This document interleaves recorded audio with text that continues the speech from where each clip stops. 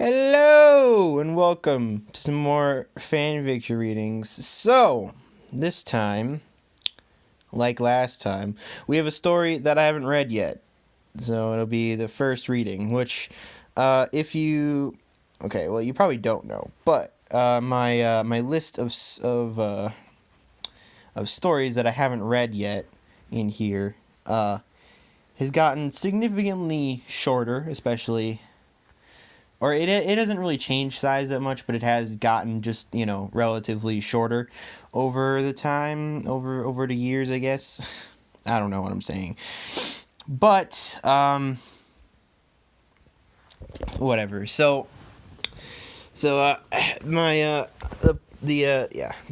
Oh God, the list with all the books in it that I haven't read yet, I haven't added anything to it in so long, which I might end up doing. I might add a bunch of stories to it, including some fairy tale ones, which I haven't ever added to it.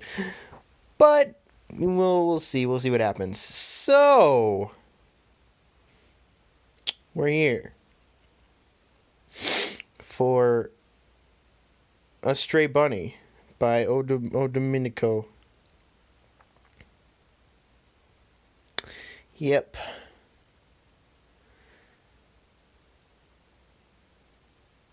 Don't you just love that noise if you can hear it? It's beautiful. Don't you just love plugging, wow. Whatever, let's go now that we're almost 2 minutes in. Alright. Why I chose this path. Oh boy. A nice wall of text. Wonderful. Okay. Jesus, I already messed up. It all started when I heard the sound. It was a captivating sound. It was the sound of gunfire. I had to go and see. So I got out of my bed and looked outside. The fogged up window possessed the figures of my mother and a Grimm. No, not one. Dozens. All types. Beowulfs, Deathstalkers, Ursa, Nevermore. All of them. Just fighting my mom. Another figure came into view, and I realized that it was my brother. He was on break from the huntsman school he was attending. He was only 15, but he wanted to help the world be a better place than it is now. He's always saying that the world is in an incredible time of peace, but whenever I ask him about it, he always says that I am too young and wouldn't understand. Heck, I would understand. I was 11, but anyways, he went out with his sword crossbow combo and went out with all he had. And he was actually doing well, until the Nevermore came after him. He tried to shoot it, but it snatched him up. He was just captured. And the Nevermore approached him. I shouted his name, but to no avail. But in the faintness of the dark, foggy name, I heard him say one word before he was gone. My name, Coco. After I heard that, I couldn't hold it any longer. I burst out in tears. My only sibling, my only version of a parent I had, was now gone forever. My mother was still my parent, yes, but she was always away on a mission. I hated it. I hated her. I was always dressed in rebellion. She always said to dress properly, so I dressed in my scarves and belts. When I told her I wanted to be a fashion designer, and she shot my dreams down. That is preposterous. You're going to private school and learning how to be a proper girl. Ugh, is always what she yelled at me, but now she was all I had. After my brother was taken away, I decided that I would fill in for my brother. I would be the greatest huntress ever, so I grabbed my brother's old machine gun and ran out there. It was harder to use than I expected, but I got used to it. As the real Coco came back on me, I used it to my advantage, doing a somersault, and was able to shoot in that direction, and it was just so much fun. Except for the part about my brother. That was not cool. But as soon as my mother saw me out there, she instantly tried to get me to go back inside. Pushed past her and shot anything and everything that got near the house. And before I knew it, everything was dead or I'd ran away in fear. It was a dream come true. I had a feeling of purpose. It felt great, but my mother didn't fare the same way. In fact, my mother didn't think of anything, for my mother had died.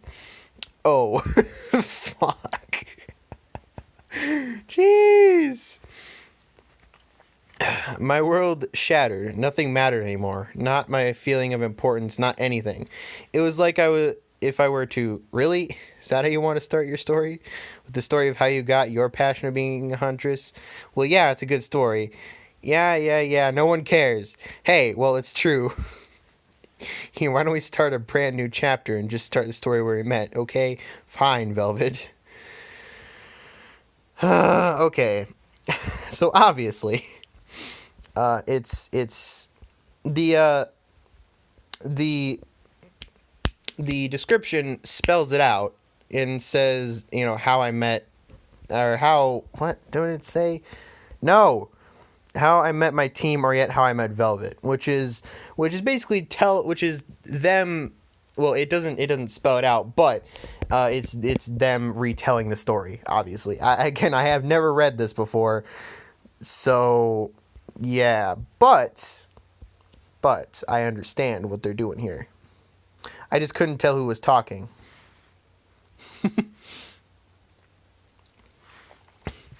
When we met. 5 years later, I was walking in the forest when I heard the leaves rustle. I looked to a tree, but I found nothing there. Just a rabbit, I thought. I continued walking, but the sound quickly darted across me to another tree. I looked at the tree, and again all I saw was bark and leaves. I walked along, looking more carefully at the trees, and saw a tall black figure run by the trees. "Who's there?" I asked, looking at the forest. The leaves shuddered. "Who was there?" I yelled, and a small jump came from behind one tree. It looked like it. I looked at it and brought up my bag. "I'm warning you," I yelled, not sure I sounded as confident as I wanted to be. In response, I quickly converted my small case-like bag into a huge Gatling gun. "I will not hesitate to kill whoever or whatever is out there," I said. The figure from behind the trees finally came out, but it wasn't a grim like I had thought. No, it was a girl. The girl was a bit shorter than me and was wearing a shabby dress. The dress was a brown rag with large holes and rips. Shoes were non-existent. Her hair was long and brown, but strangled and tangled beyond words. She was looking at me with glassy brown eyes with red spots underneath from crying. She was just a normal girl, but there was one thing. She had rabbit ears. Guess I wasn't too far off. I instantly put my gun back into its normal position and looked at her. She instantly burst into tears. "Hey," I said, softly trying to comfort her. "It's okay. What happened?"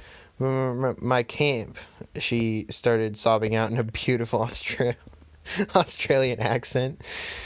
"Oh, boy. They all think I'm a freak," she stuttered. I didn't know what to say. I bent down so that I could look at her face. Her hands were covering her face. "I don't think you're a freak," I said, trying to be cheerful. "I actually think that you're quite pretty." She looked up, her eyes shimmering with tears in them. She started to smile, but then dropped her head back in her hands. "No, you don't. You most likely just pity me," she said, and almost said something, but stopped. "Here," I said, "come with me. I want to show you something." Before she could run away, I grabbed her wrist and ran back in the way I came. Ooh, damn it! My home. As we approached the clearing where my house lay, I saw her jaw drop in awe. "Is this your house?" she asked, starstruck. "Yeah," I scratched back my head. "Not too shabby, you think?" She laughed. "Not at all. Way better than my house, by the way. By the way, I'm Velvet Scarlatina. I'm Coco Adele," I said as we reached the house. Velvet looked at the ground and saw 2 pieces of polished stone sitting on either side of the doorway. She read aloud, "Rip Strawberry Adele. We love you forever. We will love you forever, Mom." I looked away as she read the second one. "Rip Vanilla Adele. You were the best bro ever." Fuck. I wiped away a tear and looked down. "I'm so sorry," Velvet started when she looked in my direction. "I didn't mean to." I stopped her. "No need. I'm fine," I said and opened the door. Obviously, she's not fine, but it's a fan fiction. They'll say that, but it's not gonna happen. Actually, no, it's not just a fan fiction thing. Whatever. Anyways, she looked around and saw my usual house mess. Papers everywhere, blankets and pillows scattering the floors, but mostly it was coffee mugs that littered every open space of table or desk. The one place that wasn't a mess was the dining room. I worked hard to keep it clean. That was where Mama Vanilla liked the most. That was whatever. That was where Mom and Vanilla liked the most out of this place. I don't know, whatever. "Well, I should get cleaning," I said, looking at Velvet. "You can look in my closet. You can pick anything but the ice cream PJs. Come on, I'll show you." I chuckled. "No, please. If I'm staying here, I don't want to be a hassle," she retorted. I thought for a moment. "Nah," I finally said, and took her by the wrist again into my room. "These," I said, pulling out a pair of pajamas that had little Neapolitan ice creams over them. Other than these, pick anything. I noted and left her to pick anything out. Back in the living room, I had some work to do. I started with the 10,000 papers and put them all in a neat pile on my desk. Then I picked up all the pillows and blankets and shoved them all into a closet, except for 2 blankets and 2 pillows. I looked out the room and noticed that the furniture was out of place, most likely because I was practicing sparring with the air with my practice sword. It wasn't very good, but I would be soon enough. After everything was arranged, I grabbed a piece of paper, wrote down Velvet Scarlatina. Next to it, I wrote Bunny Girl. Rolled my eyes at my witty remark and placed the paper in a hidden section of my desk. I looked up and saw Velvet in a silk set of pajamas that were obviously too big. Hey, those look good, I joked. Ha ha, she sarcastically said as she rolled her eyes and sat on the couch. So, she said and looked at the desk, what are all those papers for? School, I replied. As she got up and looked at the top few, I noticed the top ones are about recoil protection and an essay I typed last week about faunus rights. Where do you go to school? She asked. I sighed. That question, everyone asked it. Even though I had only gone to it for 4 months, all the people that saw me asked. And that was quite a few. So I got up, ruffled the papers for a minute, and gave her one. She read out loud.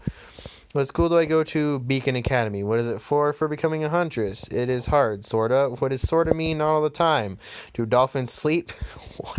No, they let half their brain sleep at a time. Thanks for the conversation. She laughed and put the paper down. You got that covered in no time at all, she laughed out. Hey, being orphaned for 5 years make you have a lot of visitors with a lot of questions, I laughed as she flopped onto the couch. Okay. Jeez. Oh. Anyway, preparation. I think we're just gonna keep going. So this has 22 parts in it, and I would like to try to get like 6-ish done. I mean, I know I've already gotten 3, but still. Okay. Velvet's POV. I woke up to the sound of a pile of papers falling on the floor.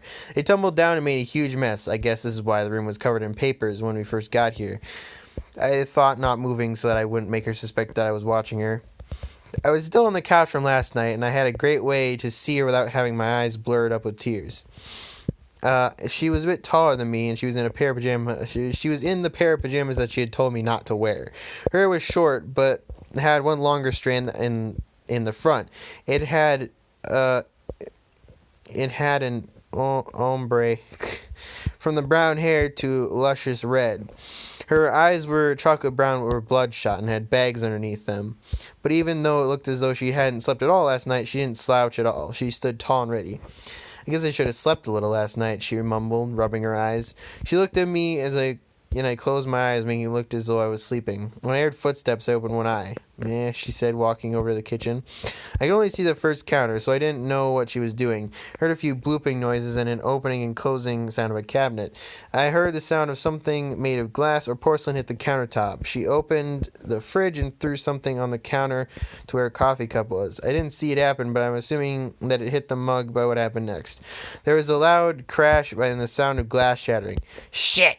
I heard her say as she walked over to pick up the pieces. She tossed the pieces in a large vase and grabbed another cup. I had decided that I would get up. I stood up, stretched my arms, legs, and ears, and walked over to Coco. She looked at me and greeted me with a smile. "Look who's up," she announced, looking at me.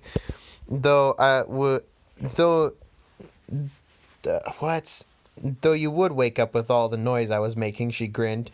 I think that she was happy to have company, and quite frankly, I was happy to have someone that wasn't going to make fun of me. "Nope, slept like a bunny. So what are you doing today?" I asked. She laughed. "We are going to sign you up for Beacon." I looked at her with wide eyes. "Beacon? The Huntress Academy you're going to?" "Yep, come on," she said excitedly, grabbing my wrist and dragging me into the bathroom. I gulped as we went in.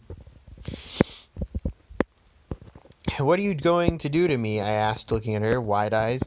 "You'll see," she replied, and grabbed a large bag from under the sink. She grabbed a brush and comb, and unlike my mom, who yanked out all the knots, she wriggled her way through them, making them hurt much less than how my mother did. Next, she gave me a towel, some shampoo, conditioner, and some soap, and said, "You'll probably want a shower." I nodded my head. At my old camp, faunus weren't allowed to use the shower until all others had gotten a chance, so I rarely showered. I got in, and she closed the door. I filled around with the knobs until hot water sprayed from the shower head. I washed my hair and body until the fruity-smelling soaps and shampoos the shampoo Coco gave me were embedded in my skin. When I got out, I dried off and opened the door with the towel around me. Coco was walking in the hall, and I stopped to look at me. Better? She asked as I looked at her. She was wearing a plaid red skirt with a black jacket over a white shirt. Her hair was all so neatly combed, and she had no bags under her eyes. She wore a black beret on her head and a pair of aviator sunglasses on the hat. Yeah, I smiled as she handed me an exact copy of the outfit she was wearing without the hat and glasses. She closed the door and I put on the outfit, careful not to get the shirt or jacket wet with my still damp hair. I opened the door and she walked in and started to brush and style my hair. She didn't do much, but my hair was beautiful when I looked in the mirror. Then she told me to sit down, so I did.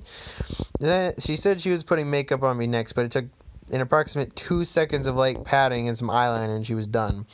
I thought she had done absolutely nothing until I looked in the mirror. I don't know how she did it, but I was beautiful. Tell me how you did that, I asked, shocked. Something didn't seem right, and she was going to tell me. What the fuck? Oh my god. Why? Okay, we'll get to that stuff. Okay. Something didn't seem right, and she was going to tell me. Who's had years of practice without anyone them that the makeup should be saved for better things? Me. I've been the loneliest person ever, and makeup has been my friend, she said. Of all the things to be good at, makeup was a weird one, but oh well, who am I going to judge? I am a teenage girl who has bunny ears, but once our talk was over, she whisked me off to the kitchen. It also says, mirror, tell me something, tell me who's the loneliest of all.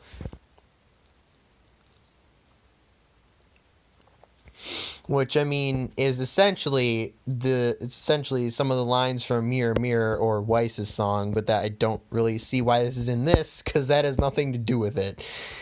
Anyways, alright, walking. Coco's POV. Oh, God. I need some water. Some water or something, I don't know.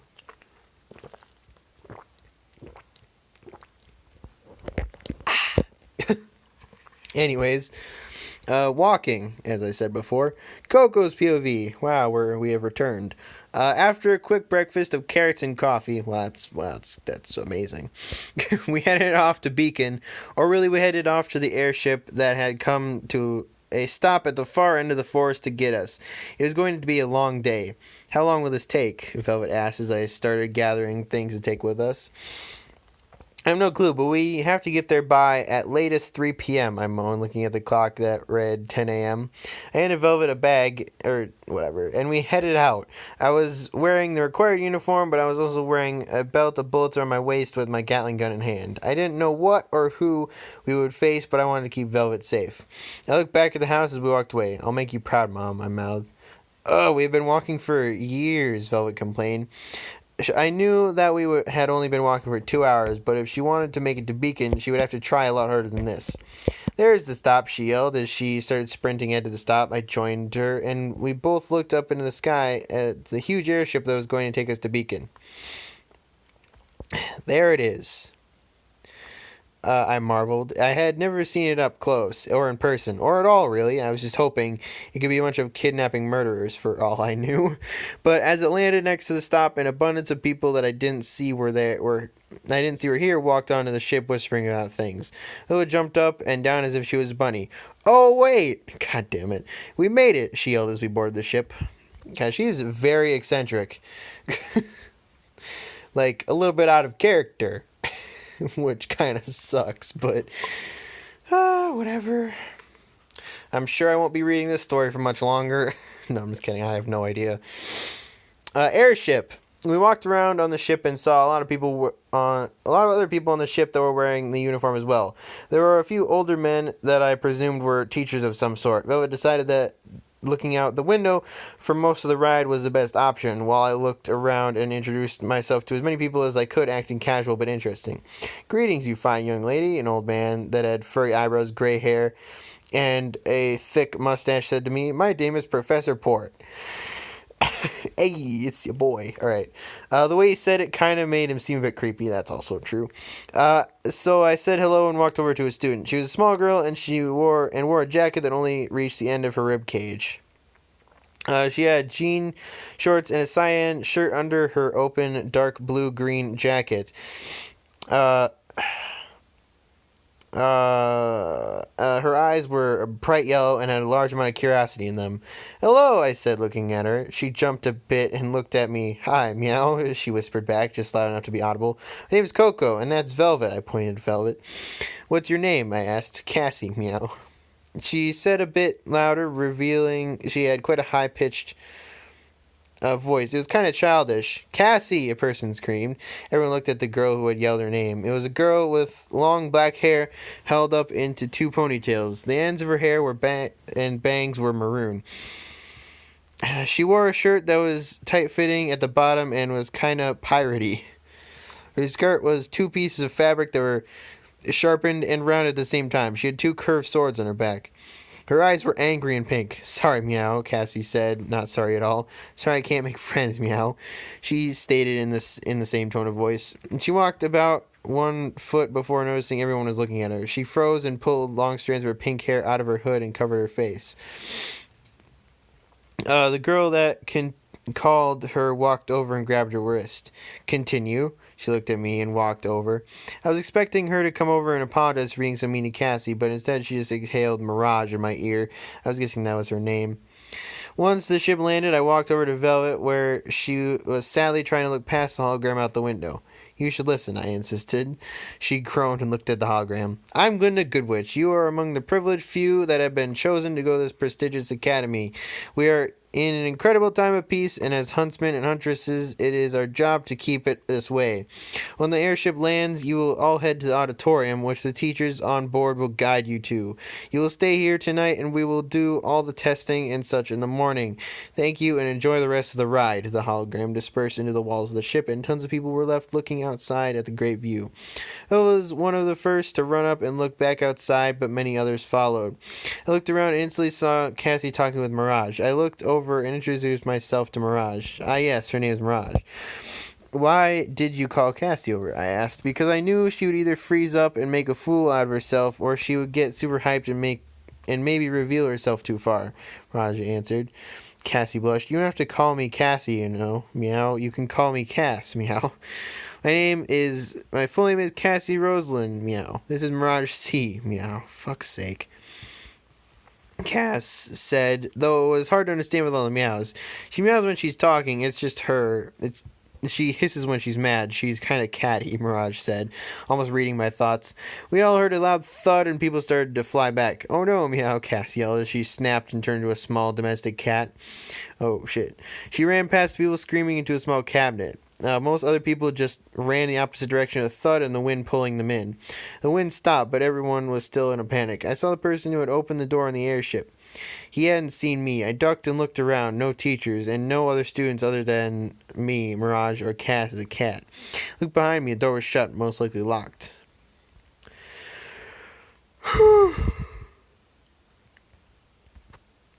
Oh no. Okay.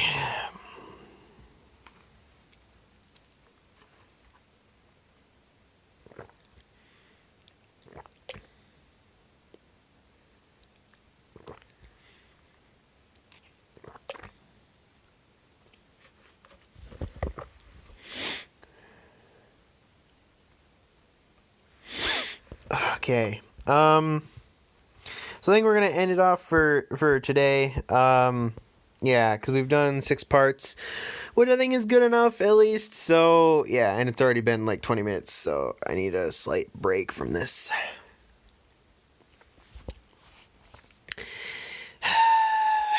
I don't know.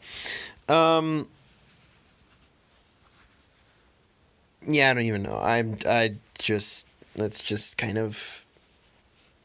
Jesus. All right, let me stop this before I just talk myself into a corner.